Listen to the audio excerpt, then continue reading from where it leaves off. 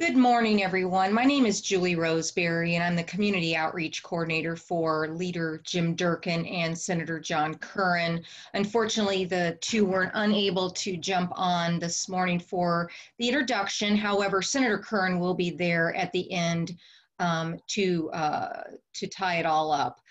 Anyway, this morning we have a couple presenters. They will be giving us tips on virtual interviewing, and virtual interviews are increasingly becoming a method of which employers conduct a hiring process.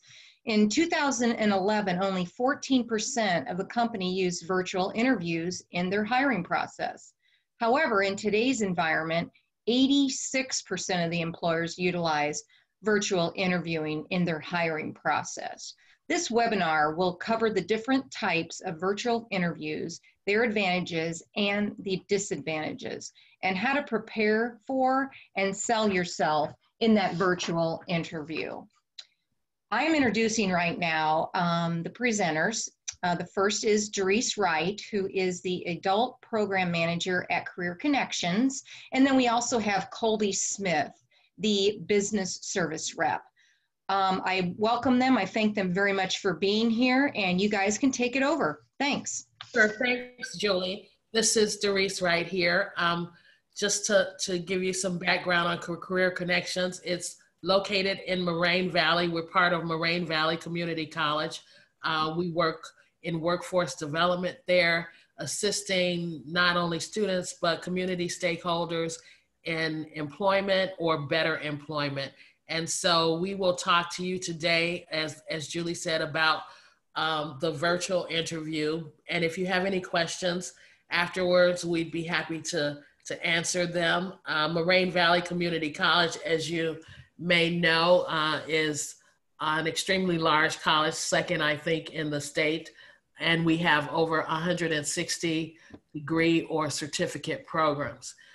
So today, as Julie said, we're going to cover what a virtual interview is, the different types of virtual interviews, how to prepare for it, and the benefits of it. With me today, and I'll be handing it over to Colby Smith. Colby Smith is our Business Services Rep. He works with employers to help them recruit and retain employees. So Colby, do you want to take it from here? Yes, good morning, everybody. Hope everybody is staying safe and well and healthy. I want to start out today talking about virtual interviews. And first, before I start off, is that we all know that an interview it's just a story about yourself. And that's what you got to look at it. It's a face-to-face story about who you are and what kind of value you could bring to a prospective employer. A resume is a story about yourself on paper. The interview is a story about yourself in person, be it through the internet or sitting in front of someone. Interview is, and I tell everybody when I first get started, I've done this for a number of years, is that you got to interview a company like they're interviewing you. Because if you accept a job offer, you want to make sure it's the right place, it's the right fit for you. So leading to that is, what is a virtual interview? A job interview that utilizes video technology to conduct an interview remotely. That's what it is. Is that you're doing it through your telephone or through your computer. It's pre-recorded. There are two types of them. Pre-recorded, in which the employee records selected questions, and the candidate usually is given a set time frame to respond. And so you want a timer. But it is pre-recorded. And then there's the live interview, real time, face-to-face interaction via technology. That's what a virtual interview is. It is remotely. Did you know we have some tips? And we've talked to a number of, since the pandemic, COVID-19, we've talked to a number of recruiters that are now, pretty much all of them are going towards virtual interviewing. And one of the tips they gave is that some virtual interviewing platforms allow candidates multiple attempts to do a test run without the prospective employer seeing the results. Make the most of this time by observing your nonverbal cues and body language. You want to practice. You don't want to take it for granted. You want to practice before the interview because you want to make sure that it's just a one-shot deal. And pretty much most interviews I used to own a call center. I used to have a couple of hundred people working for me, and I've done thousands of interviews. And pretty much as an interviewer, we could pretty much size up in the first few minutes if this person is, is the kind of person that we're interested in. So you want to make sure that you get it right the first time. Do a little research beforehand to find out which interviewing technique the employer uses. You want to do that. You want to find out. You want to be prepared. You want to again do much research on the employer, the interviewing technique they're using, so you can be prepared to introduce yourself and present yourself. Read all communication thoroughly that you receive from your employer or the recruiter prior to any scheduled interview. You want to do that. You want to do homework on this company. You want to be prepared again because you want to make sure this is a company that you want to work for. Often employees provide information about the interview process to help you be successful in your interview. There's some good sources out there. Information can be found online, such as employers' website, or job boards such as LinkedIn and Glassdoor. They have great information about online video interviews, virtual interviews. So you want to do some research on that. Virtual interviews are the wave of the future. It's here to stay. Prior to, back in 2019, as it was indicated initially, 14% of companies utilize virtual interviews. And when I talked to one employer, first Chase Bank, they said they utilize virtual interviews for two reasons. It was very efficient for them, and the second reason is that they want to make sure that you understand technology. You know how to utilize technology, and that's the reason why Chase said they had initially started with virtual interviews. In 2019, 63% of companies utilize virtual interviews now in 2019. As you see, is a trend. It's going upward. More and more companies are utilizing virtual interviews. And since COVID-19, 86% of companies utilizing this now. And so this is the wave of the future. The do's and don'ts of virtual interviews. So we want you to take a look at this. It's a pretty interesting video. With an increase of video and Skype interviews being incorporated in the hiring strategy to speed up the process, it's essential that you know how to nail virtual calls. However, as these technological advances have just recently made their way into the hiring strategy, a lot of people don't know how to set up and prepare for a video interview. Luckily, we've rounded up the best tips to help you ace your virtual interview. So let's dive right in. Number 1, test your technology beforehand. Testing your internet connection, microphone, and camera is essential. You want your interviewer to hear your brilliant answers, don't you? Don't set yourself up for an interview faux pas and do a test call to check that everything is in place and working properly before your big day. Number 2, inform your household. Whether you live with your parents, your spouse and kids, or your friends, they are likely to walk in on your interview if they don't know any better. To avoid any disruptions, let anyone in your household know about the interview and encourage them to leave the premises for the duration of your call. Number 3, keep your surroundings tidy. Keep your surroundings clean, tidy, and professional. You might not think it, but distracting surroundings can have a negative effect on your interview. So choose an area that has nothing else in the background apart from your clean wall. Number 4, put your pets away. Make sure your furry friends are outside of ear and eye shot. I'm sorry, hiding your pet on your lap isn't going to cut it. If you have an animal that makes loud noises, see if a friend can keep them entertained and out of the house for the duration of your interview. Number 5, switch the lights on. This isn't the Battle of Winterfell in Game of Thrones, so sitting in darkness isn't going to save anyone. During a video interview, you want to sit somewhere that has good or natural lighting so that you are fully lit in front of the camera. Number 6, keep your camera at eye level. If you're not well acquainted with video calls, it can be hard to know where to place your camera. Do you try to get your shoulder in or aim for the neck and above? The safest option is to keep your laptop at eye level so that you have a flattering angle of your face. Number 7, Wear an interview-friendly outfit. Although you're in the comfort of your home, you'll still need to dress to impress when it comes to your video interview. Wear a power suit or business attire that will give you the confidence boost that you need. And yes, that means your shoes too. Number 8, maintain eye contact with your camera. It can be difficult to maintain eye contact with your video camera. Most people tend to get distracted and either look at themselves in the box in the corner or stare at the interviewer while they are talking.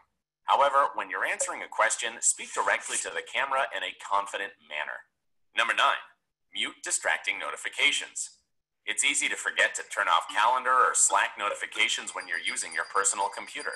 However, these noises can be extremely distracting and come off as unprofessional, especially when they make you lose focus during your interview. So stay on the safe side and mute any notifications. Number 10, add sticky notes around your screen. The good thing about a virtual interview is that you can keep some notes close to you to guide you through those challenging questions. Keep them out of sight by sticking a few Post-it notes close to your webcam.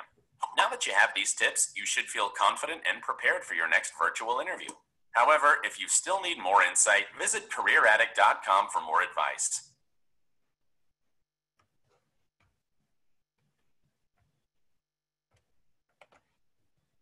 Does anyone have any questions so far?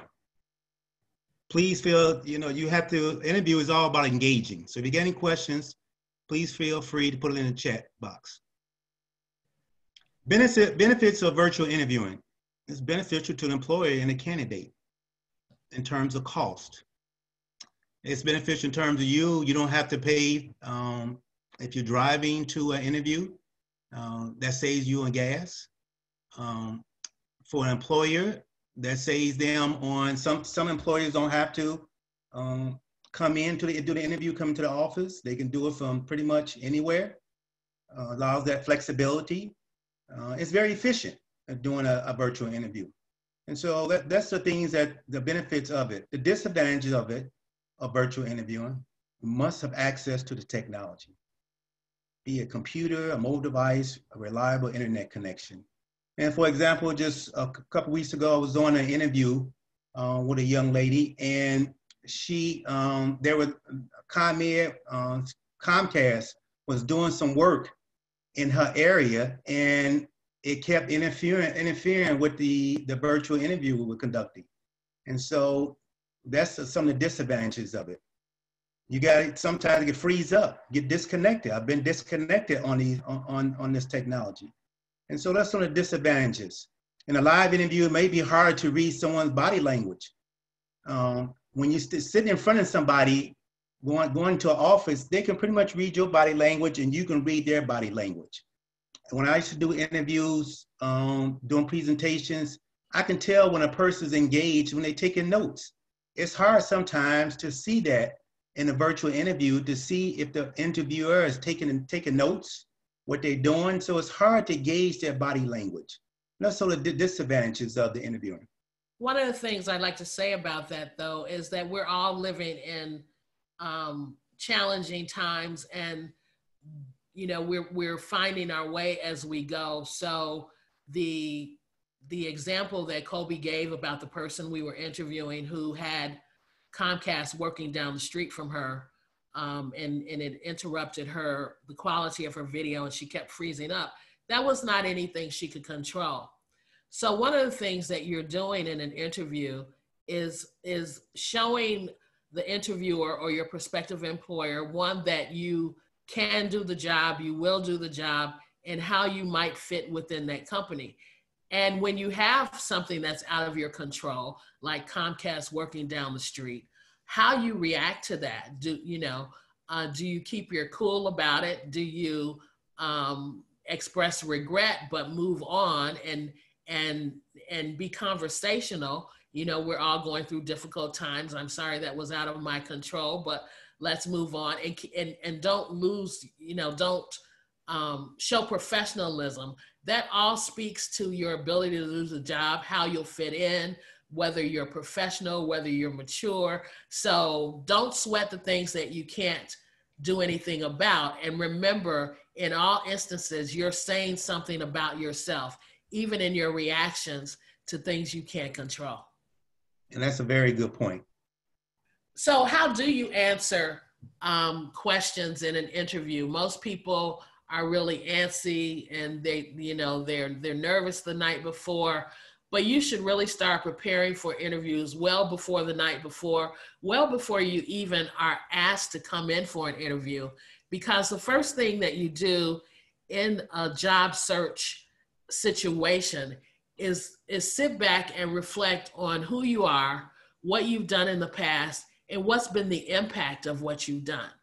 One of the things that will get you nowhere on your resume or in an interview is to simply give a laundry list of duties, or to give adjectives about yourself. I'm smart, or I'm creative, or I'm loyal, and you have nothing to back those up. When you just say it, they're words. An interviewer doesn't know if it's true or not. So you always in an interview want to give examples that back up what you're saying. So in preparing for an interview and even doing your resume, you want to first sit back and reflect. What did I do on all of my jobs? And what was the impact of what I did? And that's time that you need to take, because often if you work somewhere for a long time, the things that we do become routine, and we forget how well we do them, because we're so accustomed to doing it. And so you need to think of yourself in certain situations where you did the job, what challenges you had, and then how you addressed those challenges, what actions you took, and then what was the result. We call that the STAR method: situation, task, action, and result. How were you a star on your job? And all of us were at some point or other, or else we wouldn't have kept the job very long. If you kept your job for any period of time, that meant you were doing something right. If you were a receptionist, you weren't just answering the phone, you were troubleshooting, or you were being able to direct things to the right person, or you were contributing to customer satisfaction in the way that you answered and how you satisfied customers. You assisted in customer retention. Those are thinking about what you did, and how you did it. And that's not just a receptionist, that's your impact on that employer's business. So think about the STAR answer to the STAR method of answering questions in an interview, whether that's in person or virtual. And that's a good point. And I'm going to give you a homework assignment. I want you to start thinking about, we're all good about talking about our neighbors, good, bad, and different, our spouses, our significant other, our children. We don't do well in talking about ourselves. And I'm gonna give you a homework assignment to start writing down all the good things that you've done at your job, be it that you've been working there for 5 years and you haven't missed a day, or you haven't been late in that 5-year period. That bodes well for you. And as an employer, I would look at that as you accomplished half the battle. You're gonna be dependable, you're gonna be reliable. So I want you to start thinking about all the good things you've done and write them down. And I want you to speak to that in the interview. There are types of interview questions in which you have been invited to. We're gonna talk about, you've been invited to interview because the employer thinks you can do the job. They reviewed your resume, looked it over and say, I think this is the person we wanna bring in, we wanna consider for employment. Now the questions are mostly behavior, because they want to know if you would do the job and how you would do it. Behavioral interview question, they probe. They kind of look at it as your past will predict your future performance. They want to know what you've done in the past. Don't give them hypotheticals. Give them actually things that you've done. For example, if you're applying for a customer service position and they said, how would you handle a difficult customer? You don't want to say, this is how I would do it. Talk about this is how you've done it in the past. Give them actual examples that you've utilized to control that situation. Behavioral interview questions, hiring managers love to ask. All managers are looking for someone that's adaptable, adaptability, culture fit, and collaboration. They want to see, are you adaptable to changes? As in this world, is a lot of people making changes to their computer systems. They want to see, can you adapt to that? Can you fit within our culture at the company? If you are looking for a job in construction, now you want to make a career change, and you've been working in customer service, an employee is going to look at it, would you be a good fit in that culture? You're accustomed to sitting behind a desk. Now you can be working outside. Would it be a good culture fit with you? Can you collaborate with others? That's what we want to know at the end of the day as an employer. Can you reach out? Can you talk to other individuals? Can you work with other people? Those are the things that the employer wants to know by a prospective applicant. Tell me about a time you initially faced resistance, but able to overcome it later. That's what I say. Give them actual examples. Give an example when you were the first to identify a significant problem or issue. Tell me about the most effective working relationship you have developed. You want to get those are some when they ask you a question, you got to be able to respond to those with examples. 3 key elements to answer behavioral interview questions. Substance. You want to talk about major accomplishments, conflicts, and challenges. You want to be able to address them. That's why I say I want you to write down. Start thinking about all the good things that you've done. We take it for granted that if I come to work every day in the last 5 to 10 years, haven't missed a day, we take that for granted. You shouldn't. As an employer, I want to know that you are reliable and you're dependable. I know that you're going to come to work. So if that's one of the major accomplishments, you should speak to that. Also, as this bullet says, substance, right? So accomplishments can also include times of challenge on your job, right? So when I interview people, when I say, give me a weakness or tell me how you've handled conflict. And if they say, I've never had conflict on my job, or I've never had any conflict, because conflict can occur anywhere. So sometimes you can answer questions based upon life experience, even if it's not in a particular job. But if they paint a picture in which they've never had conflict and they have no weaknesses, that's an immediate red flag for me. That's like, okay, this person is not being real because we all have them. The reason for a question like that is to see, again, as Kobe said, if you'd be a good fit within that culture, or if you would be someone that would be difficult in a work environment. So when you sit back and think about your accomplishments, also think about how you handle challenges, how you handle conflicts. So that's not necessarily, we may not think of that initially as an accomplishment, right? Because it was challenging, it was difficult, but being able to address your temperament, your ability to problem solve, those are accomplishments too, but they may be asked in the interview in terms of a conflict. You always want to put your answers in the perspective of what you bring to the customer. So even if they say, well, tell me a weakness, when you talk about a weakness, you also talk about how you mitigated that weakness, or how you're addressing that weakness, or how you acknowledge that weakness. It's not that the weakness didn't exist, but you know it and you did something about it, right? So you always want to leave the employer with the knowledge that you are not only able to do the job, but you're someone that would bring value to the team and that they would enjoy working with. Yes, and a lot of employees are going to ask you about, tell me one of your weaknesses. And I always, say, and, tell them, is one of my weaknesses speaking in a public forum, public speaking. You just don't want to say that and then leave and hang out there. And what I also tell them is that I am addressing that because I'm taking Toastmasters. I joined Toastmasters. And that's an organization that helps people to overcome their fears of public speaking.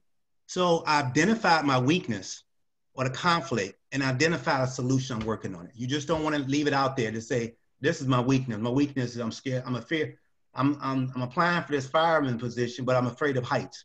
Well, what are you doing to address that? And that's what you want to do. So you had conflicts or weaknesses. Tell them what the solutions you're doing to resolve that. Your structure. Your story should have a beginning, middle, and end. The beginning explains the situation. The middle addresses the actions you took. and the end reveals the results. You want to be able to tell them that. What was the problem? How did you resolve it? And what were the results of it? Style, speak with confidence, humility, and even humor can set you apart from other candidates. I'm always trying to put in a perspective that with a sense of humor in there. If I can get a person to smile or to laugh, I know I got them interested and I got them on my side. But I speak with confidence. You don't want to get an interview and bring up negative things about your past. You want to speak all positive things. If it's something that, like it was a conflict, how'd you resolve it? And it came out in a positive way. Most important, think of 1 minute answers. And there's such thing as less means more. You want to get them to probe, answer the question, and they interested. They will start asking more questions to probe to get you to provide more details. So you don't want to bore them, but you want to get them interested. So think in 1 minute answers. Go ahead, Doris. I'm sorry. I was gonna say, and just make sure that your style is authentic, right? So you don't want a made up style. Humor is fine, but don't try to be a comedian. Take care of the business at hand, be professional. It's okay to be conversational, but be professional. Don't veer off the purpose of why you're there unless the employer does so and gets friendly, but that can be dangerous too. It should be a professional scenario. There shouldn't be personal questions, personal anecdotes, unless it leads that way and as you're wrapping up the interview. But be careful about that, because you don't know how they're judging you or what biases people may have when you get too familiar. So always keep it professional and be authentic. And you should always try to control the interview. So have questions for the interviewer. Show them that you've done your homework about the organization. You're genuinely interested in the job. One thing that most employers say that most people don't do in an interview, they don't let the interviewer know that they really want the job at the end. They don't show they're genuinely interested. You want to be able to let them know that I'm interested in this position. I've done my homework. And at the end, you want to wrap it up to say, I'm very interested in the position based on my skills and based on everything I heard in this interview. I think I'll be a great fit for this company. You let them know that. You want to, some of the questions you want to ask, how long has the job been open? What are the top skills needed? What does the day-to-day, what does the day-to-day for this position look like? What is the company culture like, and how does this position become available? And when you go into an interview, if you get an opportunity, when you do a virtual interview, it's obvious it's going to be hard. These are the important questions. But if you get invited in, because some people will do a virtual interview, and then the last step, they might invite you in to meet face to face. But you want to know about the company culture. If you are an introvert and everybody is at the company an extrovert, it might be a challenge for you, and vice versa. If you're an extrovert and everybody at the company is an introvert, that might be a challenge for you. So you want to know what the company culture is like. You want to know how long this position be available. You want to know when they plan on filling that position. Okay. Also, when you do your research on the company, there will be questions that should come out of your research. If you're inquisitive and you're really interested in working there, when you delve into the company, there should be naturally some questions that you have about their operations, about their history. So these are just examples, but your questions should really be based upon what you want to know and need to know to, as Kobe said at the top of this, to interview them, right? So there may be some things you need to know whether this is a good fit for you. So again, always be authentic. If you've done your research, the questions should flow naturally. Never ask questions in an interview about salary, vacation, or benefits, or anything like that. Only unless the employer brings those questions to you. In initial interviews, that will typically never come up. from the interviewer. Make sure it also doesn't come up from you. You only ask those kinds of questions once you've been given an offer.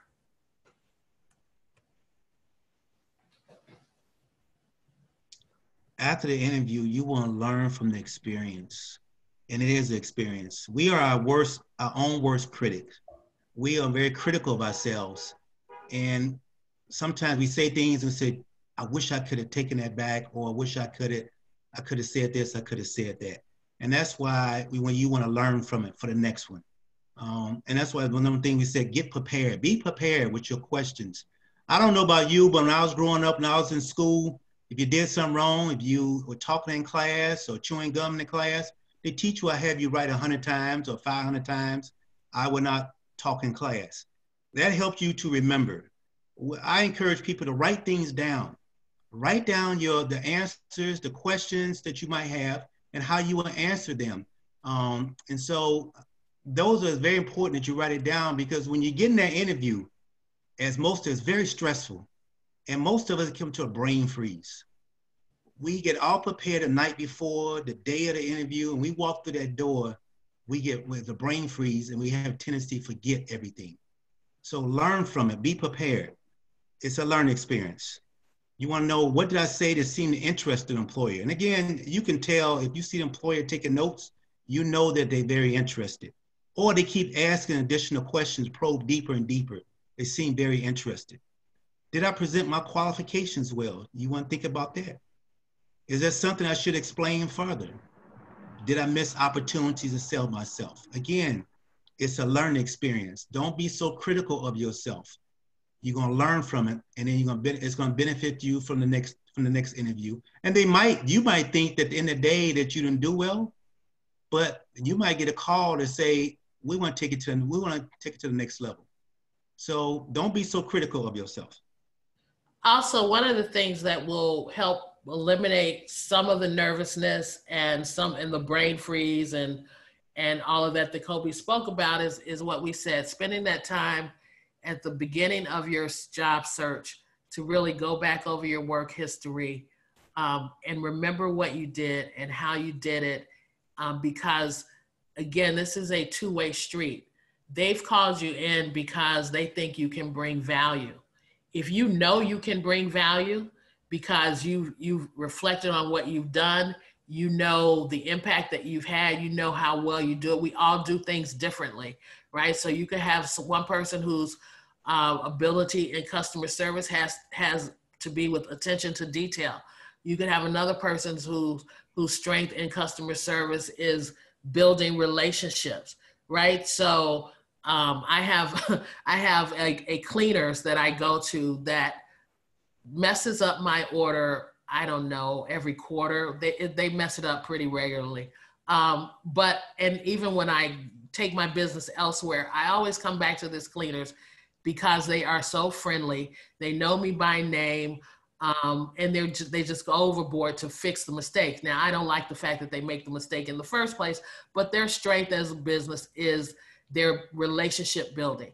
Someone else's strength might be the fact that they get it right the first time, right? Their attention to detail. Knowing what you bring, your value, will take away some of those nerves, right? Because you are coming in and you have something they want.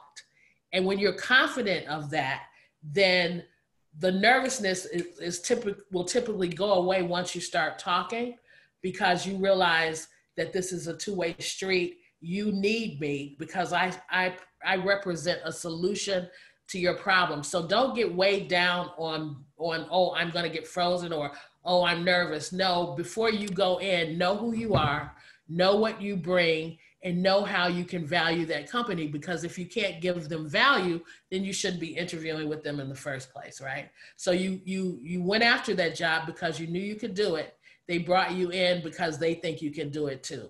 So keep that in mind. Once the interview is ended, keep all records of interviews, including date, company name, and name of interviewers. One of our participants had developed a spreadsheet. She tracked what company she interviewed with, the date, the person's name, their contact information, and what was the outcome. That's very helpful. You never know. You might interview me today at a company, and then 2 months and you don't get the job. But 2 months later, you go to another company, you might find out I might be sitting at that company. I might have moved on. And so we can make that connection.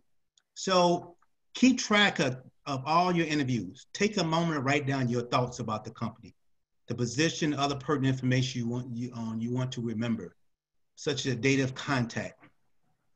That's very, very important. This is very important. Send a short thank you note immediately after the interview to each interviewer. Email is okay.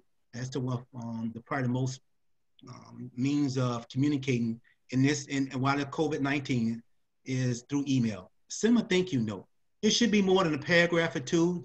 If you want to let them know that you appreciate their time and you think that you could bring some value to the table, and a brief summary on why. It might be an opportunity now that you might say, oh, no, I forgot to indicate that, that this is some of the other things I've done and done well. But you don't want to be more than a paragraph or two. You want to keep it very short and succinct. In an interview, when you go to an interview, a couple of things when you want to get a habit of. The one thing you want to do is even if it's virtual or face-to-face, is that you want to be, when you first meet that person, repeat their name back to them. I'm Kobe. Say, Kobe, yes. Kobe, it's a pleasure meeting with you, Kobe. Thank you for meeting with me, Kobe. You want to repeat my name back to me a couple of times so you don't forget. You don't want to get in the interview and you're so nervous and you forget my name. You say, John, I got a question. And right now, right then and there, you've insulted me by calling me a different name. You want to be able to, in an interview, be it virtual or in person, ask if it's okay to take some notes. If they see you in virtual, you're always looking down without telling them, they might get offended by that. But if you let them know, I want to take some notes. Take notes, write their name down, write down important stuff that they've said to you that you want to respond to or ask a question about. And the one thing you want to do is let them get the question all the way out. It's not a game show. You're not in a hurry to answer the question because you want to be clear about what they are asking you so you can answer the right way. Sometimes we get so excited and before they get the whole question out, we try to answer it.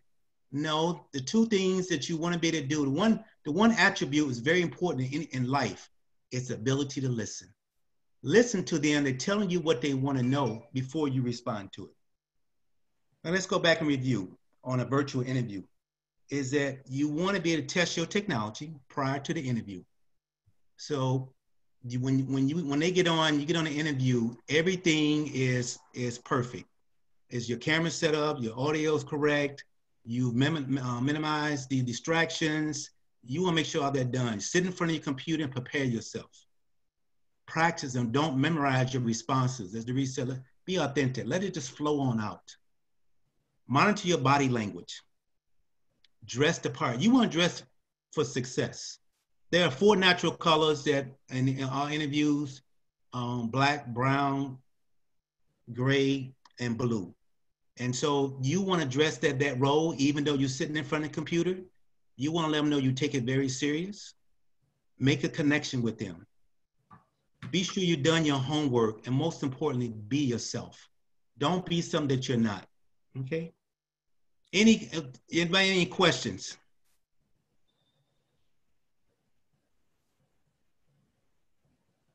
Any questions out there? One thing I want to say is there are 3 parts to an interview, and we teach them, we instruct on those. We have workshops, job readiness workshops at Moraine Valley. But the 3 parts to getting a job is the resume. And I would think the resume is probably one of the easiest parts because you could pay somebody to write a resume. There are writers out there who can write your resume. They draw out of you all the things you've done, they write a resume. They write the resume for you. The second part, and probably the most stressful part, is the interviewing process.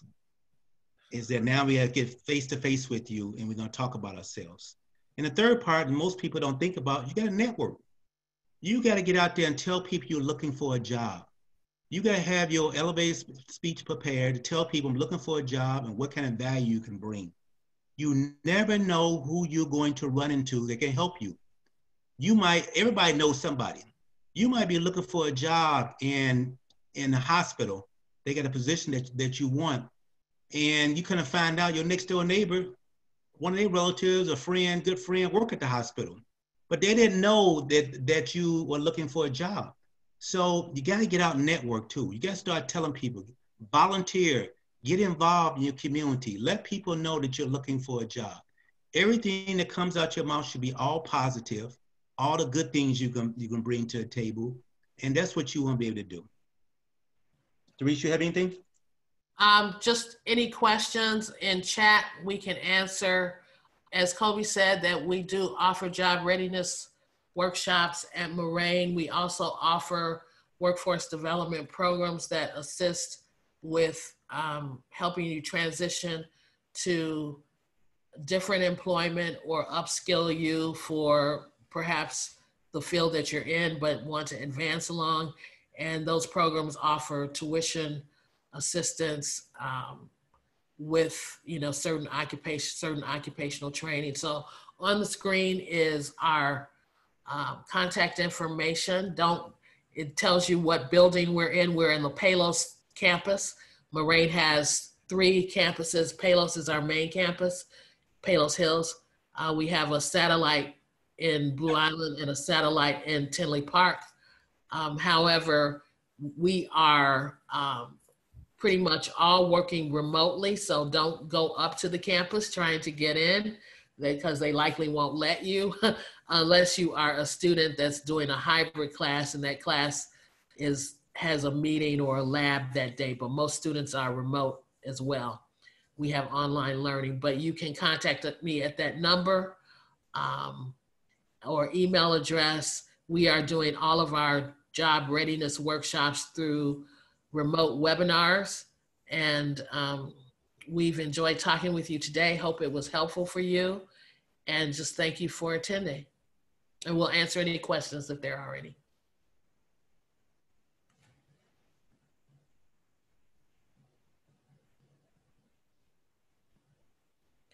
I can't see chat, so is someone there that can see chat? I don't.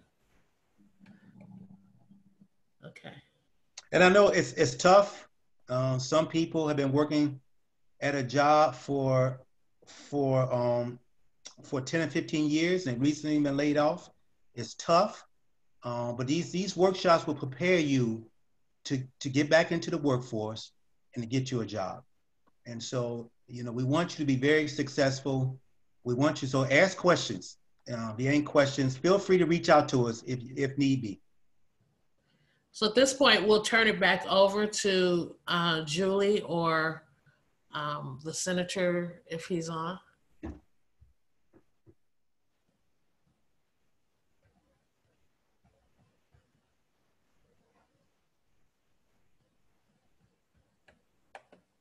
I think the senator was on and he must have jumped off right now.